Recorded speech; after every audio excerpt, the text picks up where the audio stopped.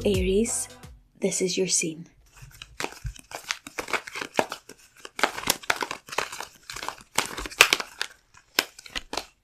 First card is the Knight of Cups.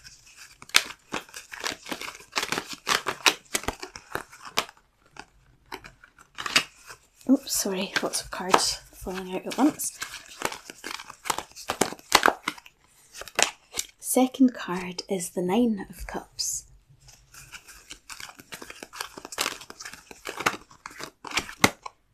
Third card is the Eight of Swords.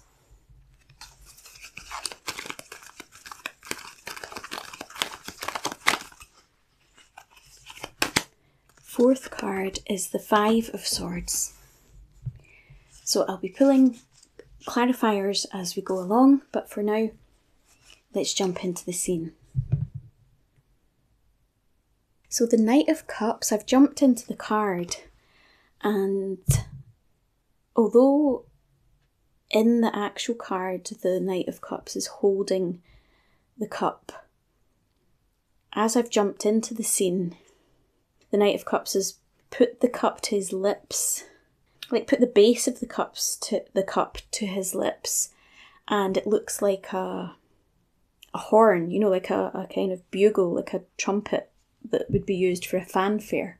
And he's blowing through it and making the sound of it's like do do do do do do do, like that kind of sound, like announcing something. So I'm asking him, what has this got to do with the message for Aries? Why are you blowing the cup like it's a fanfare trumpet? He says, I'm announcing myself. And I'm asking, are you announcing yourself to Aries or are you Aries? I'm announcing myself to Aries, he's saying, and looking really proud, and he's doing it again, but like the fanfare. So it might be that someone is coming towards you, Aries, announcing something, and it feels like news. The Knight of Cups looks really pleased and proud, so I'm going to assume that the news is good news. Sometimes the Knight of Cups can indicate someone coming to apologise, but I don't get that energy. I get the energy of like the Knight of Cups is coming to, it's like almost like present something to you with a bit of fanfare, and like they're proud of whatever it is that they're announcing. You might be hearing a message or news or something. It might be an offer of love, I suppose. That someone could be announcing their love for you. Let me pull a clarifier for the Knight of Cups and see what else comes out.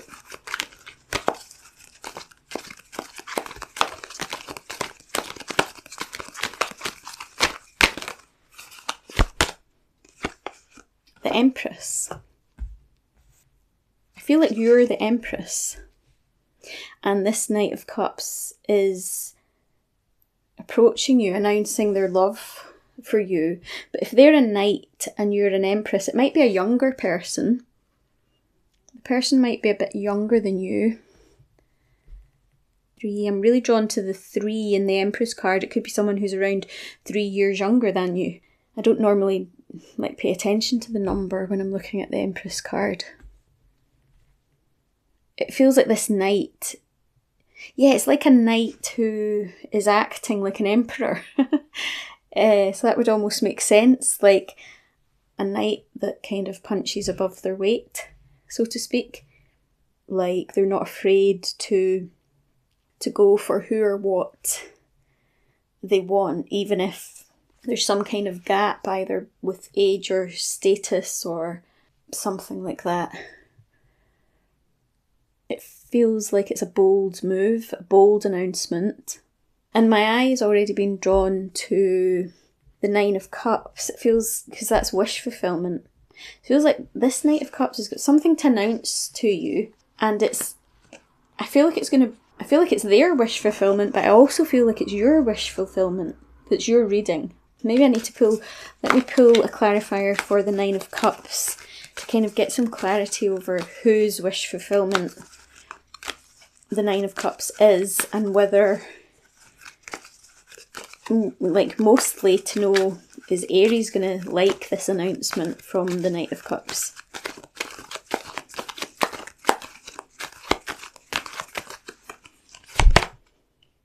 The High Priestess.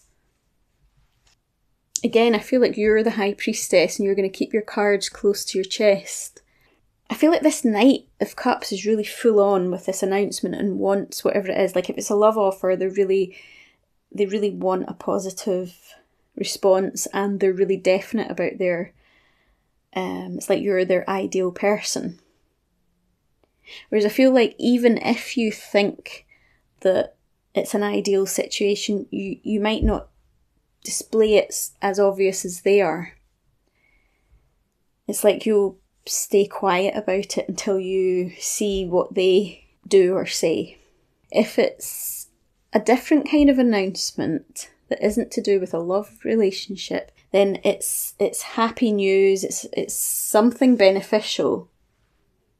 But again, it feels like, I mean, it might be the advice is to not look too excited, even if it is announcing something that you've always wanted. Like if it's an offer of something to do with, it's just whatever it is that's your Nine of Cups. I feel like this reading is indicating a need to be, just like to have a poker face. It's like don't show or tell too much until you've assessed the situation fully, even if you're really excited about it. It's like don't be pushed into giving a response straight away.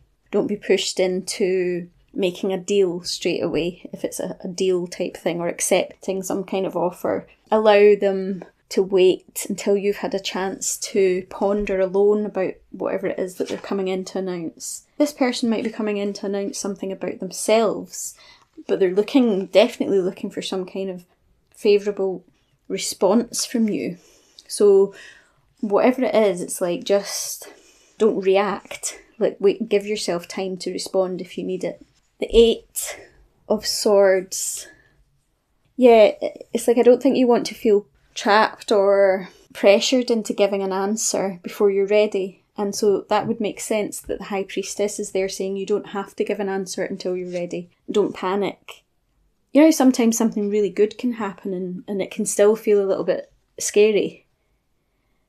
And you could almost self-sabotage because it seems too good to be true, or it's like the very thing that you've always wanted. But now that it's actually happening or being offered, you're tempted to ruin it or run in the opposite direction. So it's like this Eight of Swords energy is showing up to kind of reveal that tendency, perhaps, or that fear. Or even a fear of like, yes, it might be exactly what you want, but you might be worried that if you say yes to it, what if you then change your mind? Will you be trapped? It's like those kind of thought processes. Or, oh, well, this is so good, then something else must be going to go wrong. It's that kind of mindset. And the High Priestess and the Empress both being there suggests that, one, you're definitely deserving of whatever it is that's coming in if it's a good thing, and two, you don't need to be pushed into making a response. You can actually still take your time, even if it's, an offer of a lifetime. You've still got time to just pause and check in with your intuition to make sure that it is what you want, and to also choose your words carefully in your response. So let's pull a clarifier for the Eight of Swords for Aries.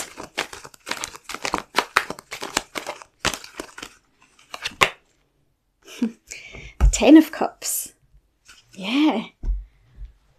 This looks really good, whatever it is. This is really a happy announcement. I'm more convinced now that you're absolutely going to love whatever it is. But again, I think the fear is just the fear of getting what you want, the fear of having your happily ever after, or your fear of things going right, your fear of being supported and loved, your fear of being seen, acknowledged, your fear of having the Ten of Cups. So this is a clear message to not let that fear of things going right. Don't let that fear sabotage a good thing, a very good thing that is clearly coming your way. And obviously, there could be a few different Aries end up listening to this reading at any point in time.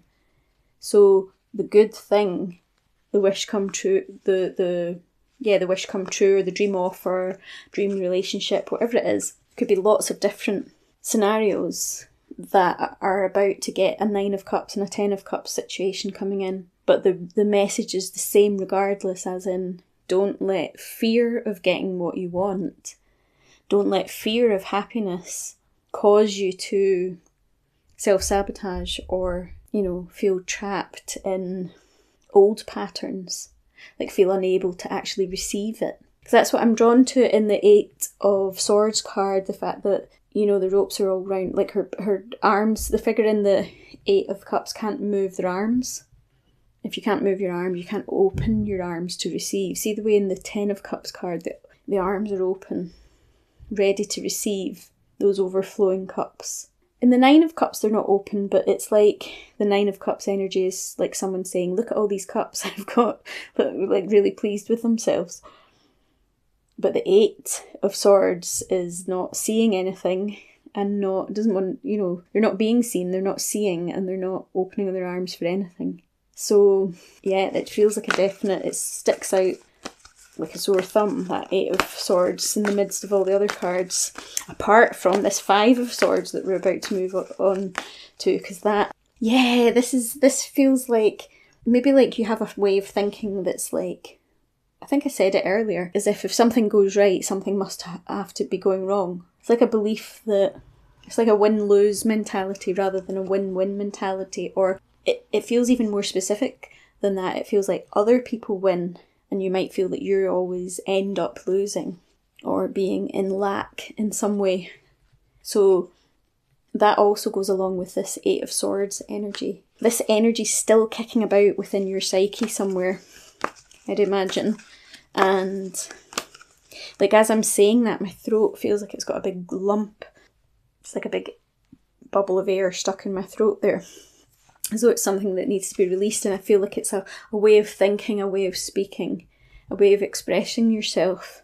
It needs to be released so that you can fully be free to receive this amazing situation, announcement, whatever it is.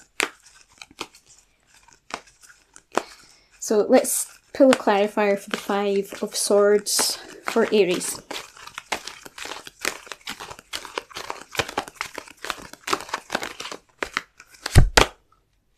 Yeah, the Death card.